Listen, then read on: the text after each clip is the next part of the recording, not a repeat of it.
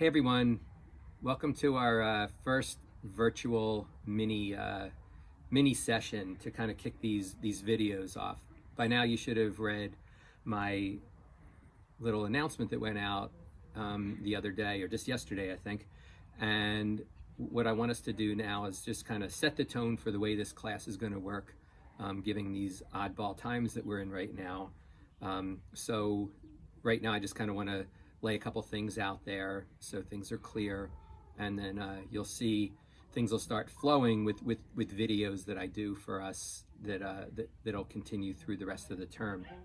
So just to reiterate from my memo that I sent you, for the rest of our term, we're going to take this, our format's going to be you go outside a lot, you do stuff in your journal at least 2 times a week, and we're going to do, for the most part, virtual classes that you can access anytime.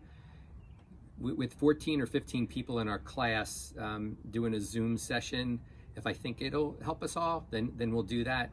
But a lot of times they don't work out too well, especially in a class that, in the way I like to teach it. So we'll kind of see how that goes. But for at a minimum, I'm going to be putting together 1 or 2 videos each week. You'll always have something specific to do on a video, and then you'll have specific things to do on your own, and that'll hopefully keep you fulfilled throughout the term. The thing that I wanted to really highlight for you is, like I said in the memo, use this class kind of for yourself. You're probably cooped up more than you want to be. It's a time that has a lot of stress involved, and so of all your classes, let's let this one, maybe you have others, but at least let's let this one be the one that you kind of look forward to, just being with yourself, being in nature, being with your journal, that kind of a thing. So I really want you to use this for kind of your own self. Think of it as an opportunity to use exploration and discovery like we've been doing, but on top of that, can this be a class where you kind of you view it as kind of self-care, especially in our current times. I think given the way things are, a class like this that's so much based on aspects of life and organisms and living things and that kind of thing, that hopefully this will be kind of a refreshing thing to have in the midst of everything else that's going on. So what I really am asking you to do is you figure out, how do you get yourself so that you can feel yourself immersing in things, being reflective, sometimes just going out and being, using your senses. I'll give you hints along the way, but if you like smells, go burn some incense while you got your journal open, or go cook something that smells good like cinnamon. You're going to see later on, I do my first little walk for you, and I just kind of use my backyard area. Go out barefoot, feel what it feels like, that kind of a thing. So really take advantage of the fact that you're going to be charged with just kind of doing what's best for you with regard to the subject matter from here on out. Goes without saying that you know how much I love this stuff, and I'm real sad that we're not together in the Wissahickon and together at John Hines and all the other places that we were about to go to the rest of this month, April as well. But I'm going to still take you to the bulk of them, if not all of them, so you'll still be there and you could always go back and visit. But let's also view this as an opportunity for you to get more intimate with whatever your current surroundings are, in a way that you otherwise wouldn't have gotten to know those surroundings. So here's some of the things that you need, but I just want to reiterate. If you haven't gotten it yet, get the Rachel Carson book, Sense of Wonder, and get any version. They have it in paperback now. There's an old version you can get used. They're beautiful books. Let me tell you that and by the way, it's just an essay. It's really easy reading. It's really appropriate for what this class is about. But it's just loaded with really great photographs. In fact, this version that has Nick Kelch, I think he lives in Chestnut Hill. So it's a local guy that saw the old book, and he decided to cut a deal with people that represent Rachel Carson, who's been deceased for a long time, and he set her book to more modern photographs. But definitely get this book, immerse yourself in it. It's an awesome read. It'll be way lighter reading than the Leopold, but no less important. So get that, start going into it. Later on, you'll have a specific essay, but in the meantime, it really does relate to the kind of exploring that I want you to do from here on out anyway. Second, get the book now if you haven't. This little paperback called Ecology, a pocket guide. It's in our syllabus, but if you get it and start reading it really soon, instead of what I normally do when this class is the way it's normally taught in person, I use it more towards the end. But this is a really cool book. This is without having to worry and wade through a textbook. It has about 60 some terms in it, like bioregion and biodiversity and environmental justice and energy and things like that, global warming. It's stuff that we talk about and we would have been talking about in our class, but instead of him wading you through textbook material, they're kind of like mini essays. So you read the term, it's not like reading a term in a textbook. He writes this cool little essay on it. So start reading it. I'm going to start in a week or two, probably, instead of using this as the final exercise that I was going to give you had we all been meeting in person. I think I'm going to add some mini assignments from this book, because I really do think it'll, especially with us not meeting in person, I want you to go through this and it'll make a lot of our terminology just come to life for you. And then the last thing, you all know this is, have your journal, right? Get that journal, and if it, to the extent it hasn't been your close friend already, now's the time to really make it be that. Get it dirty. If you're not used to draw in it, paste photographs in it. As springtime comes, put leaves in it, and put last year's leaves or new green leaves in it. But just really make it yours. Use it as your tool, the thing that accompanies you when you go out and explore.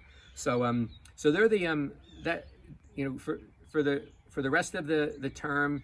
I want you going out and exploring. I'll be assigning you certain explorations, and but I'm going to be very open. You want to do something, go ahead and do it, and it's going to be cool. If it works for you to journalize about it, go out, explore, and then journalize about it. I'm going to be looking for you just to do at a minimum 2 entries a week.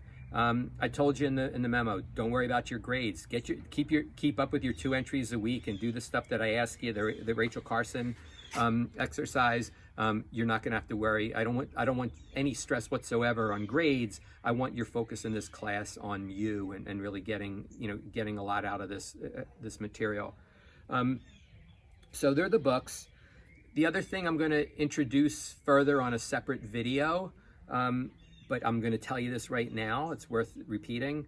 Get yourself some seeds, get yourself some soil, get yourself some containers, or make a little garden for yourself if you have the ability to do that. But how cool will it be if, within a week from you watching this, if you start a little vegetable garden for yourself and you watch that grow? Even at the end of the term, if you grow something like lettuces and stuff, you'll even have something that is potentially edible by the time the spring semester ends. But I think you'll find it extremely fulfilling and meaningful to start your own little garden. We were going to go to the native plant nursery that my nonprofit has. That was actually going to be our next meeting had we been meeting in person, and we were all going to take 1 or 2 plants and we're going to bring them to Philly U. We were going to put them in. We were going to add them to a spot in the stormwater basin. So I'll do that the next time I'm allowed to do something like that. But in the meantime, instead, grow your own stuff. Involve your family if you want, or a friend, however you want to do it.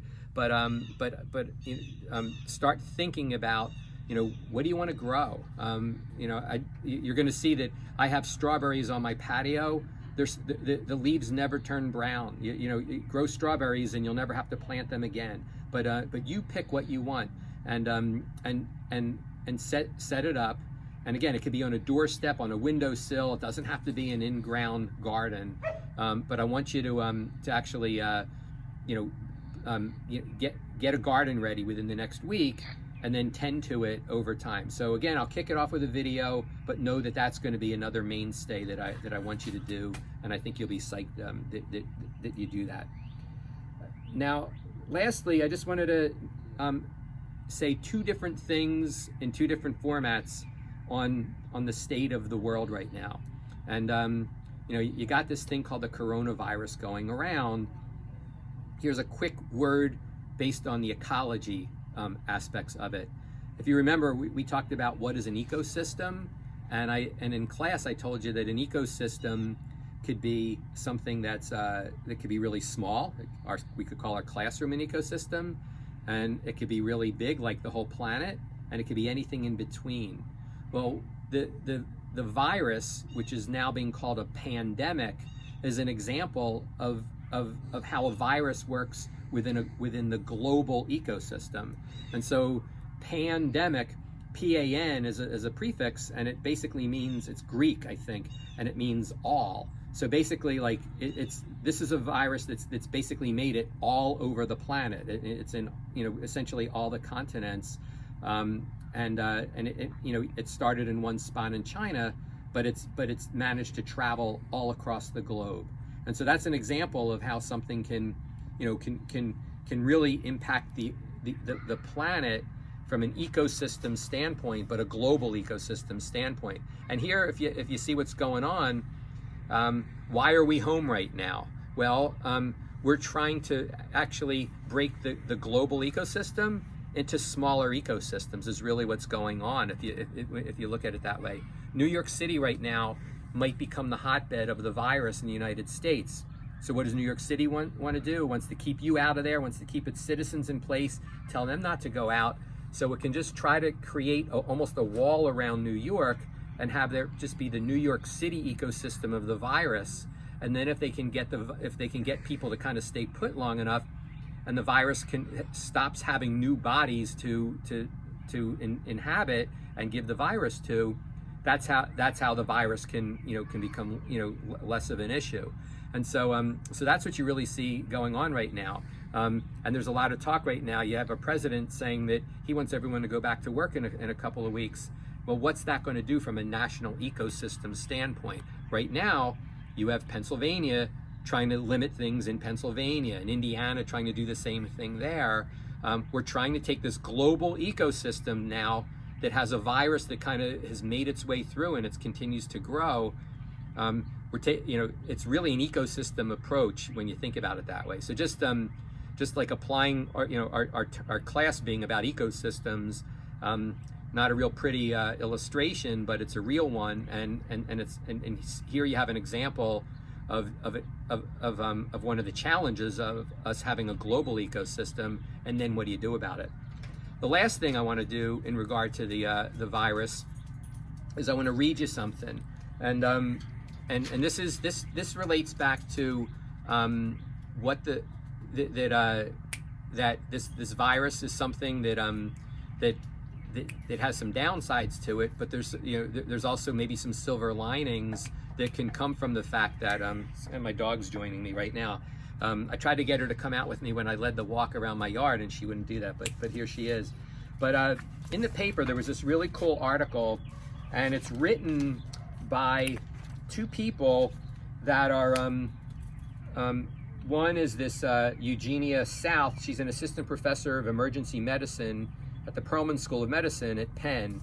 And then another person, Raina Merchant, who's another associate professor of emergency medicine at Perelman. And so they wrote this locally based article that I think has a whole lot of value in it. And I told you at the beginning of this little segment that I want you to go outside, do it safely, follow the protocols, but how in general being outside is really, really valuable. Right now, being outside could really be like a really strong lifeline. So listen to what these two professors have to say about the virus and the importance of going outside. So the article is called "Enjoy Nature While Social Distancing." Most Americans are struggling right now with some level of fear, anxiety, and stress. Human beings thrive on interaction, and our cities and public spaces are designed to facilitate social connection. But with the places at the center of shared life, schools, churches, restaurants, small businesses, closed, people are cut off from the usual outlets for coping in crisis. History warns us that mental health is at risk for decline in the midst of a pandemic, especially given the anticipated vast negative economic consequences. For example, the Great Recession led to increased psychological distress, depression, and anxiety, while multiple recent outbreaks, including SARS, H1N1, and Ebola, were associated with stress and PTSD. When isolated and lonely for any reason, people are more likely to develop depression and anxiety, and even have a higher risk of premature death. Promoting well-being during the COVID-19 pandemic, then, should be a priority. So this is where they get into the outdoors thing. So really take this in. Spending time outdoors with adjustments to how space is used is a sustainable, proven approach to preserving mental health. Congregating in groups is no longer allowed, but spending time outside can still be a safe, practical way to buffer the loneliness, stress, and anxiety of new extreme social distancing measures. Even places with the most comprehensive restrictions include provisions to spend time outside. California was the first state to order residents in 7 counties to stay home except for essential reasons, which includes going outdoors for, quote, walking, hiking, or running. France allows people to leave for exercise, but only if they are alone. When spending time outside, there is more space to spread out and maintain a safe distance from one another. COVID-19 survives up to 24 hours on cardboard and 72 hours on plastic. Compared with being inside, there are fewer man-made surfaces for the virus to survive on outside. Further, the virus quickly dissipates in open air. Perhaps the greatest benefit of being outside is contact with nature. Trees, parks, greened vacant lots, trails, and woods are associated with definitive mental health benefits such as reduced feelings of depression and anxiety, improved mood, and increased general well-being. These links are thought to be due in part to lower stress, attention restoration, and physical activity. Even seeing other people outside at a distance may help foster a needed sense of social connection.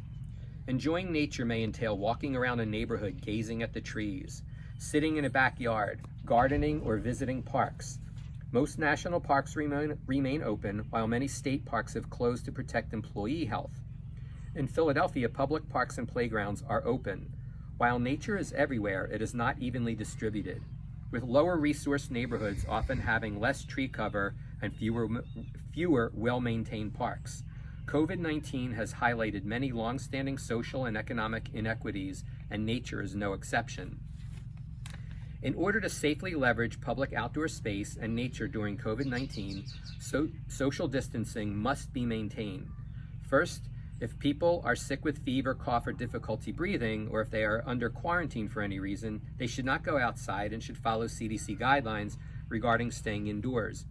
Second, people who are able to go outside safely must do so only with those they live with in order to maintain silos of physical contact. While outside, people should maintain the recommended 6 feet of space between their small group and others and not touch anything for risk of rendering playground equipment unusable. Finally, hand washing for 20 seconds before and immediately after going outside while taking care to avoid touching the face remains important. In addition to going outside, and for those who are unable to do so, there are other ways to preserve mental health, including connecting virtually with friends and family via Facebook, Google Hangouts, and GroupMe. Journaling may be a way to process emotions and stress. And of course, anyone with feelings of depression, anxiety, or self-harm should seek professional help. In the short term, people who can safely get outside should aim to do so daily to help manage the overwhelming uncertainty of this time. Then once the pandemic is over, let's not forget how nature helped us cope. Healthcare, government, education, business, and criminal justice can incorporate nature into policies and practices aimed at healing individuals and communities. Several estimates suggest that extreme social distancing measures may be in place until July or August. As the initial shock of disruption settles into the new, albeit temporary, normal, nature may emerge as a vital, accessible, and safe tool to improve well-being and promote mental health. So take that in, and I really think that that's something that that's worth replaying on your own. It's two professionals in the healthcare community talking about the importance of nature. So the exact stuff that I have us doing for the rest of this class totally ties in. They even mentioned journaling in there. So that's what I want to leave you with. How do we make the most out of the time we're in, and get, stay healthy, and then also get the most out of it. So enjoy the forthcoming videos, and I'll be in touch soon. Thanks.